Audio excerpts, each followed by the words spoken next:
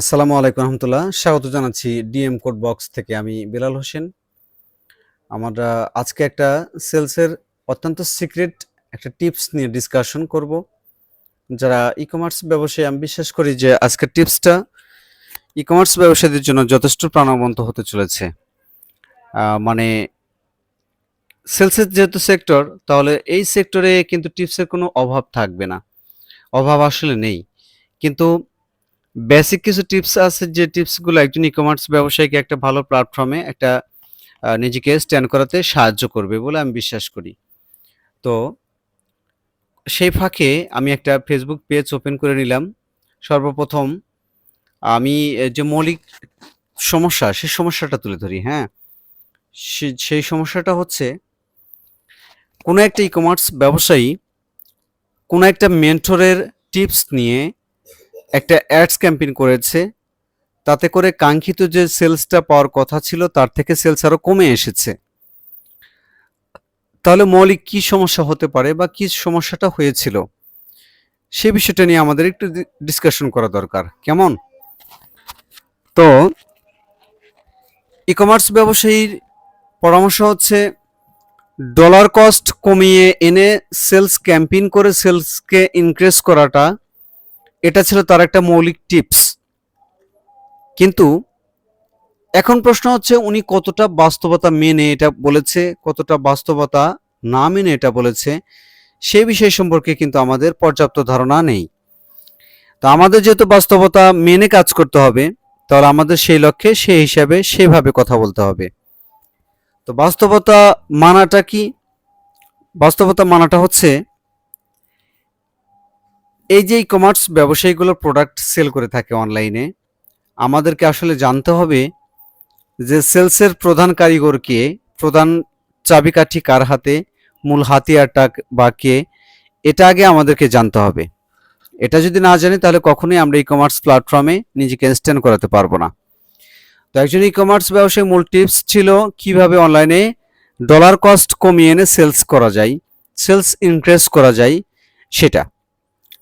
এইখানেই একজন e commerce ব্যবসায়ী ভুল করে ফেলেছে। ভুলটা কোথায় করেছে আমি আপনাকে একটু বুঝিয়ে বলছি। একজন মেন্টর আপনাকে উৎসাহ দিয়েছে যে ডলার কস্ট কমিয়ে এনে সেলস ইনক্রিজ করা, তার পরিবর্তে আসলে কিন্তু সেলস ডিক্রিজ হয়ে গেছে। কিন্তু উনি যদি এটা বলতো যে আমরা ডলার কস্ট কমিয়ে আনবো, সেই সাথে সেলসকে বাড়াতে না পারলেও সেলস ঠিক রাখবো, তাহলে কিন্তু আমরা বুঝতাম যে আমার খরচ কমে আসলো কিন্তু সেলস ঠিক থাকলো, তাহলে কিন্তু হিসাবটা আমাদের জন্য ঠিক ছিল। কিন্তু যখন এরকম হলো যে সামান্য কিছু ডলার কস্ট কমানোর কারণে, হুম সামান্য ডলার কস্ট কমানোর কারণে সেলস অনেকাংশে কমে গেল, তখন কিন্তু মেন্টরের মেন্টরগিরি আর টিকে থাকলো না। হ্যাঁ, মেন্টরের কাজ কি? মোটিভেট করা, উৎসাহিত করা। আর একজন নতুন ই কমার্স ব্যবসায়ী বা সদ্য ব্যবসায়ী যারা নতুন শুরু করেছে 1 2 3 5 বছর ধরে, তারা কিন্তু আসলে অভিজ্ঞতার অভাবে বুঝতে পারলো না যে আসলে কোনটাতে আমার কোন জায়গাতে প্রফিট বেশি। আমি বলছি যে ডলার কস্ট কমানো যাবে না। হ্যাঁ, কমানো যাবে কখন? যখন আমি সেলসকে ঠিক রাখবো। ধরেন আপনি বিগত দিনে একটা অ্যাডস ক্যাম্পেইন করেছেন, $50 কস্ট করে সেলস পেয়েছেন 100টা। আজকে আপনি $47 কস্ট করে সেলস পাচ্ছেন 100টা। তাহলে কিন্তু হিসাবটা ঠিক হচ্ছে, সেলস ঠিক থাকলো, প্রফিট ঠিক থাকলো, মাঝখান থেকে ডলার কস্ট কমে আসলো, সেক্ষেত্রে কিন্তু হিসাবটা ঠিক থাকলো। কিন্তু যদি এমন হয় যে ডলার কস্ট সামান্যই কিছু কমে আসলো কিন্তু সেলস আমাদের বহুলাংশে কমে গেল, তাহলে কিন্তু হিসাবটা আর ঠিক থাকলো না। তাহলে এই ধরনের প্রবলেম যারা ফেস করেছেন, যে মেন্টরের মেন্টরগিরির কিছু টিপস শুনে বাস্তবতা না মেনে, বাস্তবতা না বুঝে যারা সেলস ইনক্রিজ করার পরিবর্তে সেলসকে ডিক্রিজ করে ফেলেছেন, তাদের জন্য আজকে টিউটোরিয়ালটা অনেকটা স্পেশাল। তো তাদের উদ্দেশ্যে আজকের ভিডিওটা। তো বেসিক্যালি সেই কথার ফাঁকে ফাঁকে আমি আমার একটা ফেসবুক ওপেন করে নিচ্ছি। আমি যদি মেইলে প্রোফাইল আইকন দেখতে পাই, তাহলে আমি সুইচ করে পেজে চলে যাব। আর যদি পেজ দেখতে পাই, তাহলে আর তো সুইচ করার কোনো দরকার নেই। দেখতে পাচ্ছেন এটা আমার একটা profile, sorry page, DM code box. এখানে আমি ডিজিটাল মার্কেটিং সম্পর্কিত ভিডিও আপলোড করে থাকি। যাই হোক, আমরা সেদিকে যাব না, আমরা একটা পেজ ওপেন করে নেই। বাস, আবির সববিট, এটাই হচ্ছে একটা ফেসবুক পেজ। আমি এখানেই যাব, যেহেতু পেজেই সুইচ করা অবস্থায় আছে, তাহলে আমরা আর অন্য কোথাও যাব না। তো আমরা একটা অ্যাডস ক্যাম্পেইন করে দিই, মানে অ্যাডস ক্যাম্পেইন যদি নাও করি, ছোট একটা টিপসের মাধ্যমে আমরা সমস্যাটা তুলে ধরি। সমস্যাটা কোথায় হচ্ছে এবং করণীয়টা কি, সেই বিষয়ে আপনাকে কিছু কথা বলবো এখন। আপনি যে সমস্যাটা ফেস করেছেন, যে সমস্যার কারণে সেলস হারিয়ে ফেলেছেন, সেটা হচ্ছে আপনি মেন্টরের কিছু টিপস শুনে এমনভাবে একজন ডিজিটাল মার্কেটরকে দিয়ে অ্যাডস ক্যাম্পেইন করিয়েছেন, তাতে করে আপনার ডলার কস্ট কমে এসেছে, কিন্তু সেলস ইনক্রিজ হওয়ার পরিবর্তে সেলস আগের পজিশনেও নেই, বরং সেলস আরও ডিক্রিজ হয়ে গেছে। এই সমস্যাটা কিভাবে তৈরি হলো আমি বলছি।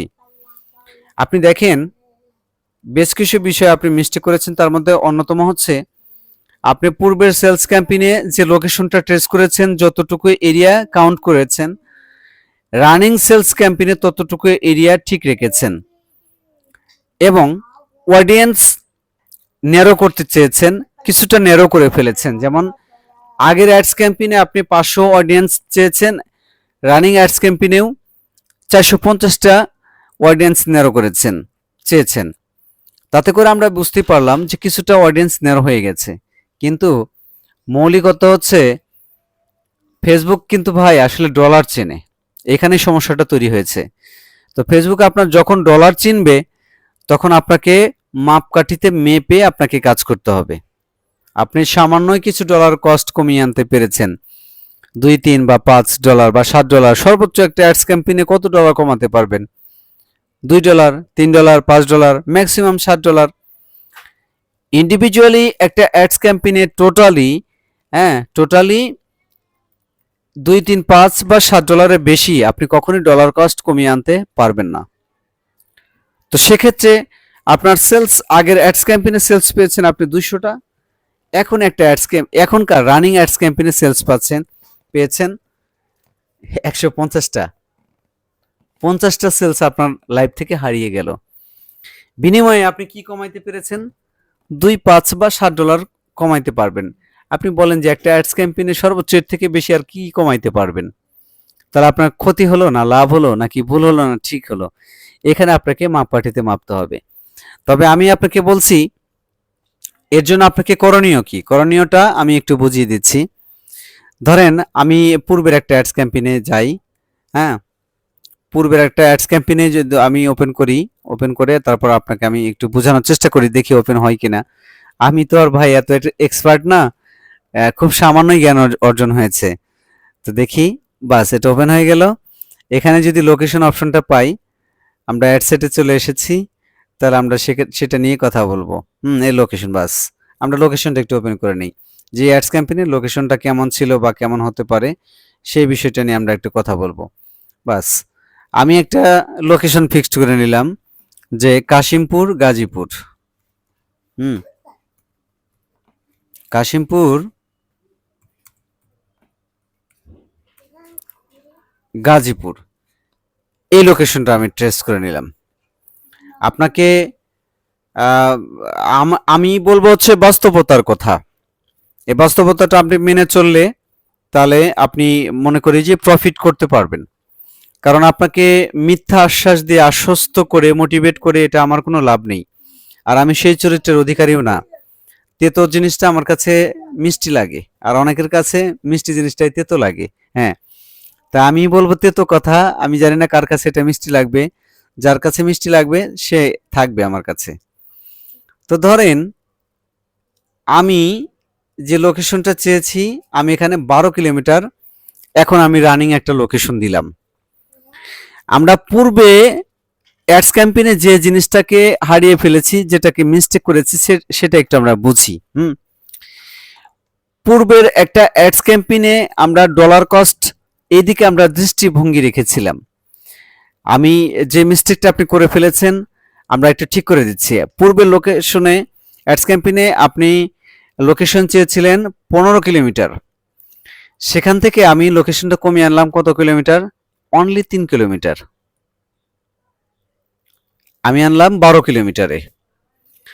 এখন পূর্বের অ্যাডস ক্যাম্পেইনে আমি অডিয়েন্স চেয়েছিলাম 500টা, চলতি অ্যাডস ক্যাম্পেইনে অডিয়েন্স চাচ্ছে আমি তার কাছে 400টা। হুম, আমি 100 অডিয়েন্স কমিয়ে আনলাম। তো অডিয়েন্স আমি কত চাইলাম এটা কিন্তু আসলে একটা অ্যাডস ক্যাম্পেইনের মুখ্য বিষয় না।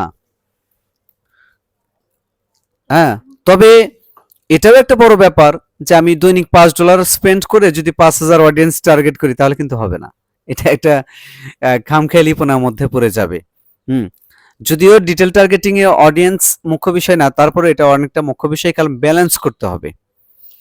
তো আগের অ্যাডস ক্যাম্পেইনে 500 অডিয়েন্স চেয়েছি, এখনকার অ্যাডস ক্যাম্পেইনে 400 চেয়েছি, অডিয়েন্স চেয়েছি। আপনি একবার ভাবেন, আমি কিলোমিটার কমিয়ে আনলাম 3 এবং ডিটেল টার্গেটিং এ অডিয়েন্স কমিয়ে আনলাম 100। বাস্তবিক অর্থে 500 অডিয়েন্স যে আমরা আগে টার্গেট করেছিলাম সেখানে আমি সেলস পেয়েছি 200টা। তাহলে 500 অডিয়েন্স থেকে আরো 100 অডিয়েন্স কমিয়ে আনলেই বাকি, সেলস তো পেয়েছি 200। এটাই হচ্ছে আমাদের কাউন্টেবল হিসেব, মানে বেসিক হিসেব। তো এখন আমাদের যেটা ভাবতে হবে বা বুঝতে হবে, আমরা যে ডলার কস্টটা রেখেছিলাম, যে বাজেটটা রেখেছিলাম, হ্যাঁ, বাজেট শিডিউলে দেখি লাইফ টাইম বাজেট, সেটাই আমরা একটু দেখি। তো বাজেট শিডিউলে ডেইলি বাজেট আমরা রাখলাম, ডেইলি বাজেট আমরা রাখলাম কত, 1580 টাকা পার ডে। পূর্বের একটা অ্যাডস ক্যাম্পেইনে আমাদের ডেইলি বাজেট ছিল 2000 টাকা। তাহলে সাপোজ আমি 420 টাকা বাজেট থেকে কমিয়ে আনলাম। ফেসবুকে এখানে একটা বড় ধরনের ফ্যাক্ট তৈরি করবে। কেন ফ্যাক্ট তৈরি করবে? যা আগের অ্যাডস ক্যাম্পেইনে ছিল 2000 টাকা, এখন চলে এসেছে 1600 টাকায়। হ্যাঁ, মানলাম সে অডিয়েন্স কমে এনেছে, কিলোমিটার কমে এনেছে, কিন্তু তাতে কি ভাই, অডিয়েন্স তো আপনি জাস্ট এমনটাই পাচ্ছেন যে সেলস পেয়েছেন 200টা, তাহলে কমিয়ে আনলে কি আর বাড়ালে কি, সেটাতে উপর বেস নির্ভর করবে না, বা বিশেষ কোনো কিছু নির্ভর করবে না।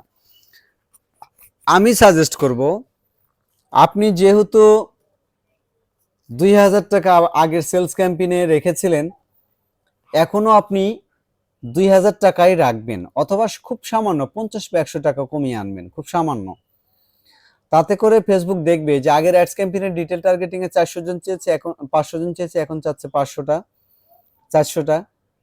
আর কিলোমিটার আগে দিয়েছিল 15, এখন দিচ্ছে 12। আর টাকা খুব সামান্য কমিয়ে এনেছে। ফেসবুক তখন একটা ব্যালেন্স খুঁজে পাবে এমন একটা অ্যাডস ক্যাম্পেইনের মাধ্যমে। আমি একটু দেখি এখানে কোনো প্রোডাক্ট নিয়ে অ্যাডস রান হয়েছিল কিনা। আর নিচে একটু ইন্ডিভিজুয়ালি আন্ডার স্ক্রল করে দেখি, অনেক কিছু তো ফিক্সড করা আছে।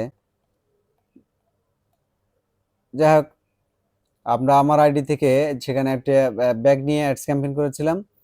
তো ফেসবুক তখন দেখা যাবে যে একটা ব্যালেন্স খুঁজে পাবে।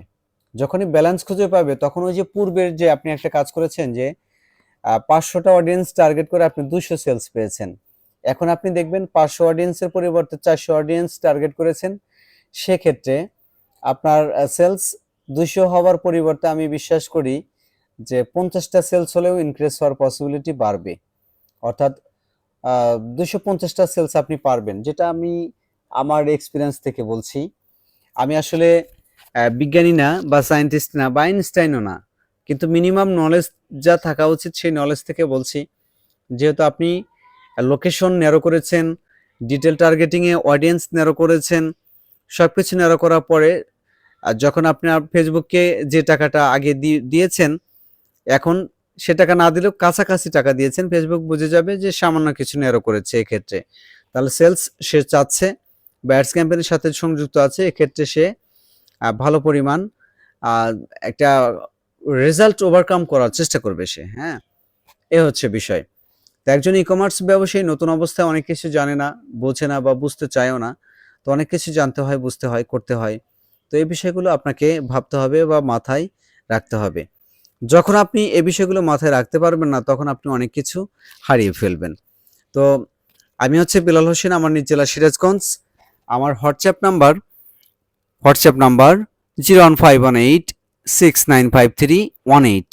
আমি আবারও বলছি 01518695318। কোনো ই কমার্স ব্যবসায়ী যদি মনে করে যে আমার সাথে সংযুক্ত থাকলে বা রাখলে আপনি সামান্য কিছু বেনিফিটেড হতে পারেন, তাহলে আপনি অবশ্যই আমার সাথে যোগাযোগ রাখতে পারেন। আমি আমার যতটুকু সামর্থ্য আছে, ল্যান্ডিং পেজ, ওয়েবসাইট বা ডিজিটাল মার্কেটিং, ভিডিও এডিটিং, এই বিষয়বস্তুগুলোতে যতটুকু এক্সপিরিয়েন্স আমার আছে আমি আপনাদের সাথে শেয়ার করার চেষ্টা করব। আমার কোনো কথা কাজে আপনারা যদি উপকৃত হন, সেটার থেকে ভালো কিছু আমার লাইফে আর হতে পারে না। কেমন? সেই সাথে প্রত্যেকটা ই কমার্স ব্যবসায়ীদের প্রতি আমার দোয়া থাকলো। দোয়া করি, শুভকামনা থাকলো আপনারা যেন আপন আপন ছন্দে এগিয়ে যেতে পারেন। সব সময় আপনারা একটা কথা মাথায় রাখবেন যে ই কমার্স ব্যবসা এই প্ল্যাটফর্মে নিজেকে টিকে থাকতে গেলে বা রাখতে গেলে আপনাকে অবশ্যই ডলার কস্ট কমিয়ে আনার পরিবর্তে আপনি চেষ্টা করবেন লোকেশন ন্যারো করবেন, সেই সাথে ডিটেল টার্গেটিংয়ে অডিয়েন্স ন্যারো করবেন। তাতে করে আমি মনে করি যে আপনি ভালো একটা বেনিফিট পাবেন। দিন শেষে আমরা যারা ই কমার্স ব্যবসায়ী বা যারা বিজনেস করতে চাচ্ছে অনলাইন বা অফলাইন, যে প্ল্যাটফর্মে ব্যবসা করি না কেন, আমাদের মূল লক্ষ্য কিন্তু সেলস।